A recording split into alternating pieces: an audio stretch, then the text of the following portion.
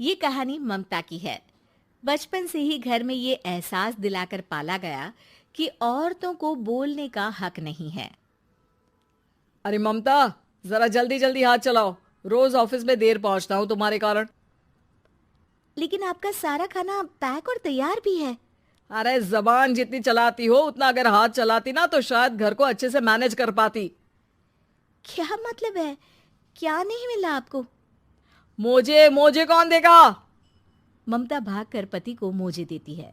वो हर किसी का ख्याल रखती, लेकिन उसके घर में रोज का रोना लगा रहता। अरे माँ, आज स्कूल में टीचर ने मुझे फीस के लिए डांटा।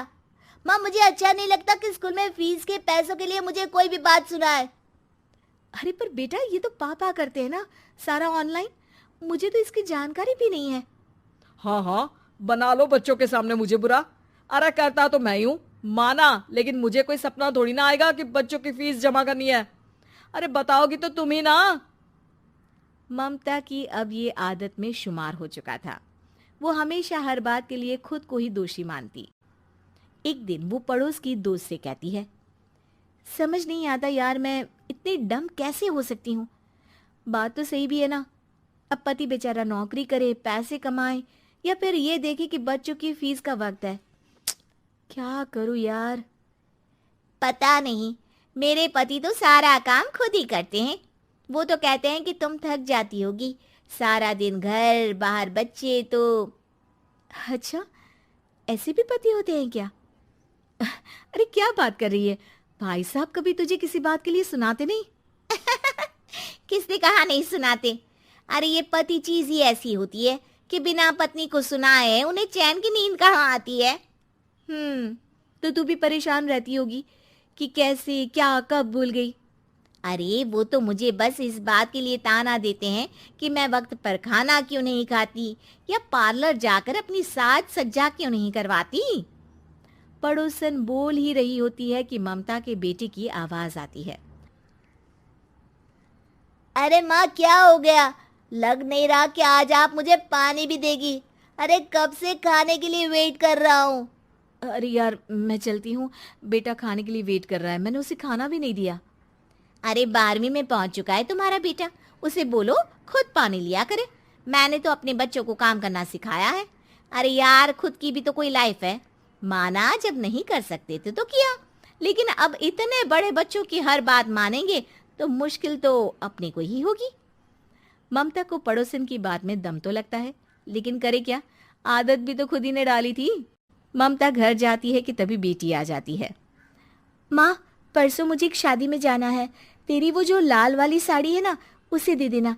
मैं आज जाकर टेलर को दे दूंगी, वो उस साड़ी से सूट बना देगा। अरे नहीं नहीं तारा, वो मेरी माँ ने मुझे दी थी और उस साड़ी से मेरी काफ़ी भावनाएं जुड़ी हैं। तुमको ना मैं दूसरी साड़ी दे दूंगी। ओके, कोई बात नहीं, लेकिन आज दे ही देना पक्का। तारा माँ की साड़ी से सूट बनवाकर पार्टी में जाती है, लेकिन जब वो पार्टी से लौटती है, क्या है, मैं तो समझ ही नहीं पा रही हूँ। अरे जब वो साड़ी मांगी थी तो ये छल्ली सी साड़ी क्यों दे दी? मैं ही पागल थी जो इस साड़ी का सूट बनवा लिया मैंने। माँ, जानती भी हो कि कॉलेज में मेरी कितनी हंसी उड़ी। तभी वहां ममता का पति सुनील आ जाता है। अरे गवार औरत, जब बेटी साड़ी मांग रही थी तो दे देती ना। अरे पापा, इनके तो इमोशंस जुड़े थे उस साड़ी से। ममता इतने सब के बाद भी कुछ नहीं बोलती। मेरी बेटी की बेइज्जती हो गई, मैं बिल्कुल बर्दाश्त नहीं कर सकता ये। मैं नहीं चाहता कि मेरी बेटी से कोई भी ज्यादा सुंदर लगे पूरे कॉलेज में। जी, वो पढ़ने में तारा बिल्कुल अच्छी नहीं है, उसकी पढ़ाई पर आप ध्यान दीजिए ना। अच्छा, अब तुम मुझे बताओगी कि मुझे किस पर ध्यान देना और किस पर नहीं। रमेश जैसा ही ये वाक्य पूरा करता है, ममता की बेटी और पति उस पर जोर जोर से हंसते हैं। अरे ठीक है ना, पता ही नहीं चला कि कैसे वक्त इतना बीत गया।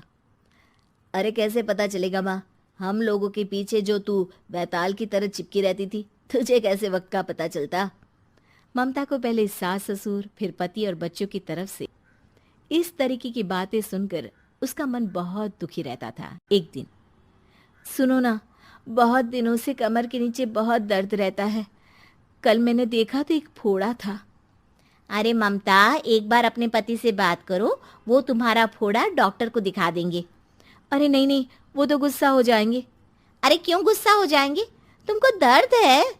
हाँ, लेकिन वो यही बोलेंगे कि ऑफिस जाऊं या फिर तुम्हें लेकर डॉक्टर के पास। तो बेटे से ही बात कर ले। अरे वो तो मैं कर लूं, लेकिन फोड़ा है ऐसी जगह कि उसे बताते मुझे शर्म आएगी। लेकिन कुछ ना कुछ तो करना जरूरी है ना। ऐसे कब तक फोड़े के दर्द से तड़पती रहेगी? अब तो सोच रही हूँ कि इनसे बात कर ही लूं, वरना दर्द के मारे कहीं मर ना जाऊं। लेकिन शाम को, ममता, क्या किया तुमने आज? खाने के डिब्बे में कैसा खाना दिया था? दाल खराब हो गई थी। कब की थी? दाल तो मैंने सुबह ही बनाई थी, खराब कैसे हो गई? अच्छा सुनिए ना, मुझे कहना है कि अरे गरम दाल बंद करोगी तो ऐसा ही होगा ना। बेइज्जती हो गई सबके सामने मेरी। ऑफिस वालों ने ऐसा मजाक उड़ाया कि क्या बोलूं। कल से ठीक से खाना देना है तो देना, वरना खाना देना बंद कर देना। बाहर खा लूंगा मैं। ममता, जो पति से अपनी परेशानी बताने वाली थी, वो अब ये सोचने लगती है कि कल से पति को खाने में क्या दे। अगले दिन ममता थकी थकी सी हालत में, आप लोगों के लिए नाश्ता बना दिया है, खाना बनाने की हिम्मत नहीं है आज तो। रात भर सोकर थक गई है ना, इसीलिए तो खाना नहीं बना सकती।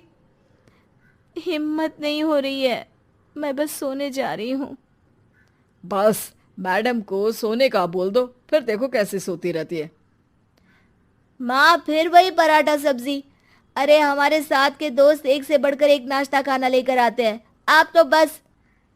सभी घर से निकल जाते हैं, लेकिन जब शाम को बेटा घर आता है तो घर में अंधेरा रहता है। बेटा लाइट चलाता है। क्या माँ, तुम्हारा भी जवाब नहीं है बिजली का बिल बचाने के लिए? वो बोल ही रहा होता है कि सामने माँ जमीन पर लेटी मिलती है। वो उसके पास जाता है। अरे माँ, क्या हो गया माँ? तभी वहां पड़ोसन आती है। अरे बेटा, तुम्हारी माँ के पैर के पास एक फोड़ा है, जिसके कारण ये लगातार कमजोर होती जा रही थी।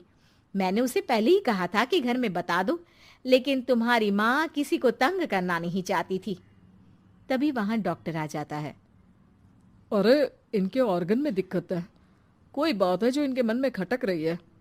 अरे नहीं नहीं, इसके मन में कोई बात नहीं है, कोई काम है नहीं ना इसके पास, सारा दिन बस घर में ही रहती है। देखिए, मैं तो ये नहीं जानता, लेकिन हाँ, इनके मन में हमेशा कोई बात रह जाती होगी, इसीलिए उनकी ये हालत है। अगर आप समय से नहीं ले आते तो हो सकता था कि। अरे नहीं नहीं डॉक्टर साहब, हम पूरी कोशिश करेंगे कि वो ठीक हो जाए। हम लोगों ने अपनी ही परेशानी माँ के सामने रखी, लेकिन किसी ने माँ की दिक्कत को जानने की कोशिश तक नहीं की। हाँ, मैंने भी ममता को हमेशा घरेलू जरूरत से ज्यादा काम का नहीं सोचा था। ममता को होश आता है और वो खुद को अपने बेडरूम में देखती है। वो उठने की कोशिश करती है कि माँ, अब आप नहीं उठेंगी, हम लोग है ना, हम लोग आपको पूरी तरह से खुश रखने की कोशिश करेंगे।